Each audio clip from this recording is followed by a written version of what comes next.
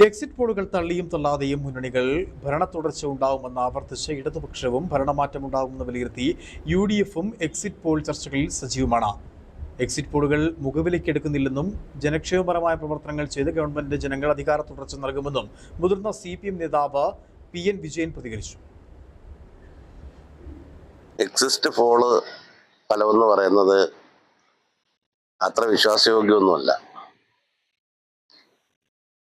ഞാനടക്കമുള്ള CPMന്റെയും LDFന്റെയും പ്രവർത്തകരും നേതാക്കളും വിലയിരുത്തുന്നത് ഒരു ഭരണവിരുദ്ധ വികാരം കേരളത്തിൽ പ്രകടമായിട്ടില്ല എന്നാണ്. കേരളത്തിലെ വലതുപക്ഷ അച്ചടി ദൃശ്യ മാധ്യമങ്ങൾ UDFും BJPയും ഒക്കെയായി ചേർന്ന് ഇടതുപക്ഷത്തെ പരാജയപ്പെടുത്താൻ അവരാൽ കഴിയുന്ന എല്ലാ പ്രവർത്തനങ്ങളും നടത്തിയിട്ടുണ്ട്. എന്നാലും എല്ലാ ജനങ്ങളും അതിൽ കുടുങ്ങിപ്പോകില്ലെന്ന് തന്നെയാണ് ഞങ്ങളുടെ ഒരു കാഴ്ചപ്പാട്. മെയ് 4 ഫലപ്രഖ്യാപനം നടത്തുമ്പോൾ ഇടതുപക്ഷ ജനാധിപത്യ മുന്നണിക്ക് തുടർഭരണം ലഭിക്കും എന്ന് തന്നെയാണ് ഞങ്ങളൊക്കെ വിശ്വസിക്കുന്നത്. പിന്നെ ഇടുക്കിയെ സംബന്ധിച്ച്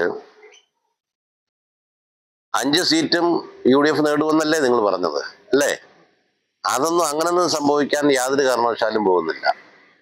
അങ്ങനെ ഇടുക്കിയെ അങ്ങനെ 5 സീറ്റും UDFന് ജയിക്കാൻ എന്താ ഇവിടെ അതിനുള്ള കാരണം എന്താ? UDF ജയിക്കാൻ എന്താ കാരണം? ജനങ്ങളെ വഞ്ചിക്കുകയും വാഗ്ദാനങ്ങൾ കൊടുത്ത് പറ്റിക്കുകയും ചെയ്തതല്ലാതെ ഇവർക്ക് എന്താ ഒരു കാര്യം പറയാനുള്ളത്? ഉടുമ്പൻചോല അസംബ്ലി മണ്ഡലത്തിൽ, അവിടെയാണ് ഞാൻ പ്രവർത്തിച്ചത്, മണ്ഡലത്തിൽ ഒരു 5000 വോട്ടിൽ കുറയാത്ത ഭൂരിപക്ഷത്തിന് LDF സ്ഥാനാർത്ഥി സഖാവ് KK രവീന്ദ്രൻ ജയിക്കുമെന്നുള്ള പൂർണ്ണ വിശ്വാസമാണ് എന്നെ സംബന്ധിച്ചും എൻ്റെ സഹപ്രവർത്തകരെ സംബന്ധിച്ചും ഉള്ളത്. ഇടുക്കിയിൽ റോഷി അഗസ്റ്റിൻ ജയിക്കുമെന്ന് തന്നെയാണ് ഞങ്ങൾ വിശ്വസിക്കുന്നത്. പീരുമേട്ടിലും പിന്നെ അതുപോലെ ദേവികുളത്തും LDF സ്ഥാനാർത്ഥികൾ ജയിക്കും. തൊടുപുഴയിൽ ജയിക്കുമെന്നുള്ള അവകാശവാദമൊന്നും ഞങ്ങൾ ഉന്നയിക്കുന്നില്ല. പക്ഷേ UDFന്റെ ഭൂരിപക്ഷം ഗണ്യമായി കുറയ്ക്കാൻ കഴിയുമെന്നും കരുതുന്നു.